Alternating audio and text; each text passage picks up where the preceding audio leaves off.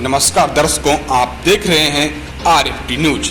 पूर्व दिल्ली नेपाल हिंदू राष्ट्र पुनः स्थापना मंच के संस्थापक डॉक्टर विष्णु प्रसाद बराल जी अंतर्राष्ट्रीय अध्यक्ष जी से आरएफटी न्यूज की बात हुई तो उन्होंने बताया कि नेपाल पुनः हिंदू राष्ट्र बनने की एक नई पहल की ओर जा रहा है और बताया डॉक्टर विष्णु प्रसाद बराल जी ने कि नेपाल को हम हिंदू राष्ट्र बनाएंगे। देखिए इस रिपोर्ट में। इस वक्त मेरे साथ में नेपाल हिंदू राष्ट्र पुनर्स्थापन मंच के अंतर्राष्ट्रीय अध्यक्ष विष्णु जी हैं। आपका आरएफटी न्यूज में बहुत बहुत स्वागत। धन्यवाद, थैंक यू। अब मैं ये जानना चाहती हूँ कि आप हिंदू राष्ट्र कैसे बनाना चाहते हैं और अपना परिचय साथ में दें। मैं डॉक्टर इंजीनियर विष्णु प्रसाद बराल हूँ। मैं नेपाल हिंदू राष्ट्र मैं सिविल इंजीनियर था बेसिकली। मैं आईआईटी खड़गपुर से पास आउट हूँ। उसके बाद में मैं सरकार में था और मैंने सरकार में बहुत ज़्यादा स्किल इंडिया मैंने ही लाया था। स्किल इंडिया का फाउंडर मैं ही हूँ, डॉक्टर सूरज ब्रांड को साथ में लेके, और जितना भी भारत में ब्यूरोक्राट्स थे प्लानिंग कमीशन में, योजना भवन में, उन लोगों को साथ में लेके हमने एक इसके सबको नौकरी देना संभव नहीं है तो स्किल इंडिया बनाते हैं बोल के हम स्किल इंडिया का प्रपोजल लेके, कॉन्सेप्ट लेके हम आगे आया। तो टेक्निकली नो हाउ मैंने ये किया, तो सारे के सौ करके हम लोग कैबिनेट अप्रूवल करा के स्किल इंडिया का पास आउट किया था। उस सारे का फोटो यहाँ लगा हुआ है। हमने जितना कलेक्शन किया, मैसेज जितना क्या किया, सारे फोटो आप अपना ऑफिस में लगे हुए आप लोग देख सकते हैं। और दूसरा मैंने, आप हिंदू राष्ट्र बना देंगे नेपाल को, तो आप उस पर क्या करेंगे, आप कैसे कार्य करेंगे? ऐसा है, नेपाल एक छोटा देश है और एक गरीब देश है और एक शांति देश है। तीन चीज से नेपाल को जाना जाता था। अब वो चीज अभी नहीं रहा है। क्यों नहीं रहा है? क्योंकि नेपाल में हिंदू देश था। जब राजा था तो देश के राजा जो थे हिंदू सनातन के साम्राज्य थे। साम्राज्य नेपाल का किंग को बनाया गया था। जब तक वीरेंद्र थे वो साम्राज्य थे देश का। उसके बाद में वो चला गया, ज्ञानेंद्र आया, वो भी साम्राज्य बना। तो उसमें टाइम में क्या था कि गौ हत्या बांध था, फांसी का सजा था, एक नंबर। दो नंबर, झूठ और इधर से चीटिंग, झूठ, अफवाह फैलाना, ये सब नहीं था। और धर्म परिवर्तन करने से आजीवन सजा था। वो धर्म परिवर्तन कर ही नहीं सकता था। तो इस तरीके के सारे कानून को हाथ में रखते हुए राजा ने कंट्रोल किया था। अब क्या हुआ, जब राजतंत्र का हत्या हुआ, फिर लोकतंत्र आया। लोकतंत्र के बाद में इतनी छोटी देश, शांति देश, अभी अशांति के देश बना दिया। कैसे अशांति का देश बन गया? अशांति के देश ऐसे बन गया, धर्म परिवर्तन करा रहे हैं।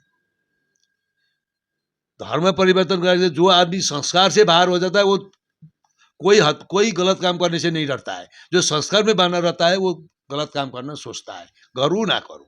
क्योंकि तो आपको कैसे पता चला कि धर्म परिवर्तन हो रहा है? अभी आपका डाटा सेंसस में क्या देखो, विश्व देख रहा है, आप भी देख सकते हैं। क्योंकि 99% हिंदू थे नेपाल और हिंदू राष्ट्र था। अभी नेपाल में 81% ये लोग तथ्यांक है। 20 साल हो गया ये लोग ने तथ्यांक नहीं निकाला। जो सेंसस है 10 साल में डिक्लेयर होता है एक बार, एनालिसिस हो गए।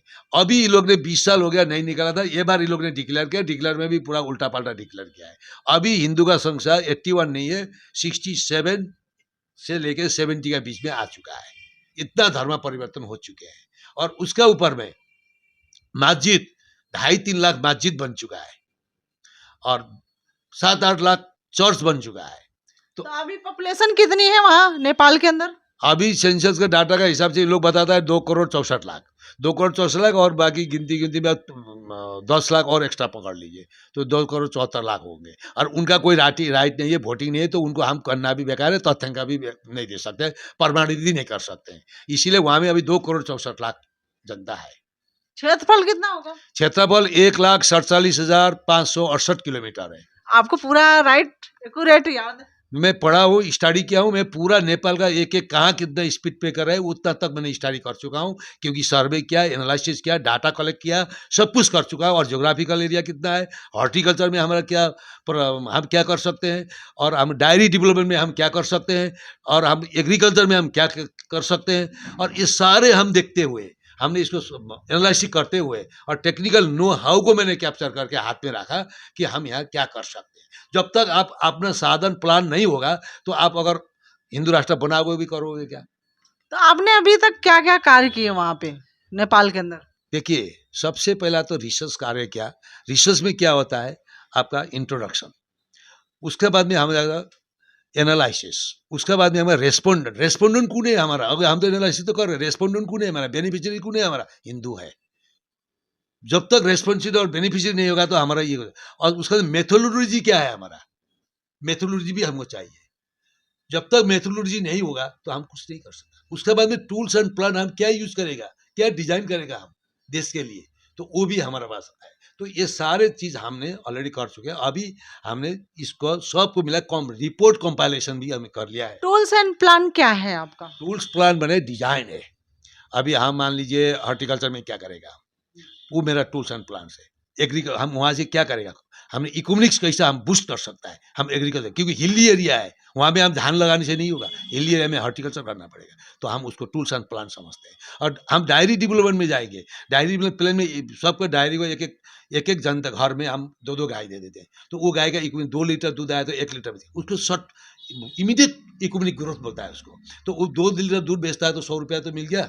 100 रुपया मिल गया तो उसका तेल पानी तो चल गया, धान अपना है, खेती कर लिया है। तो इस तरीके का उसको हम सपोर्ट, बैक सपोर्ट करते हैं। तो वहाँ से भी हमारा इकोनॉमिक बूस्ट होता है। वो हमने एनालिसिस कर लिया। उसके बाद में फिशरी, क्योंकि नेपाल में नॉन वेज खाते हैं तो फिशरी भी हमारा जरूरी है। वहाँ फिशरी हम बाहर भी ले जा सकते हैं, एक्सपोर्ट भी कर सकते हैं नेपाल से। ऐसा कोई इश्यूज नहीं है कि हमारे ज़्यादा आउट हो गया तो कहाँ ले जाएंगे।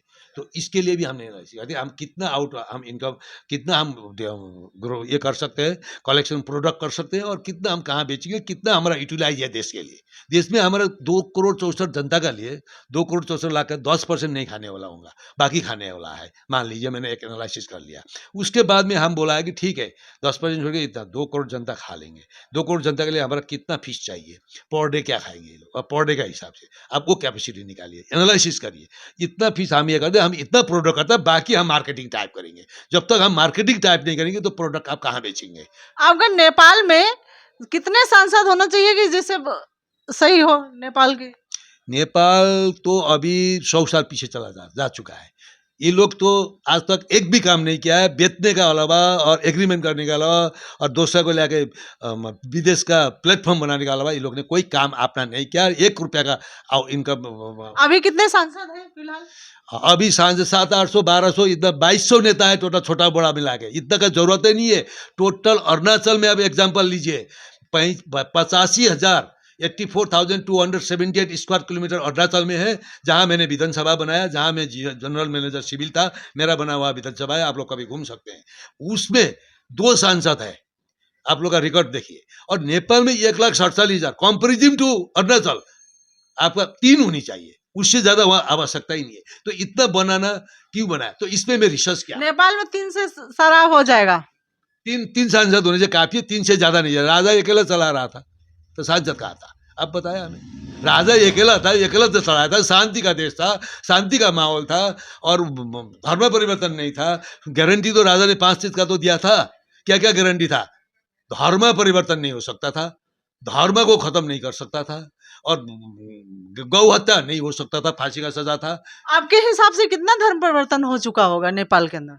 अभी 12% ईसाई है। 12% ईसाई हो गए? ईसाई है अभी। ये लोग जितना छिपाने से और हमने मुस्लिम? नहीं है। मुस्लिम मुस्लिम अभी हमारा 67% हमारा अपना है, और बाकी सब ये है, और किरात खाली 3% है।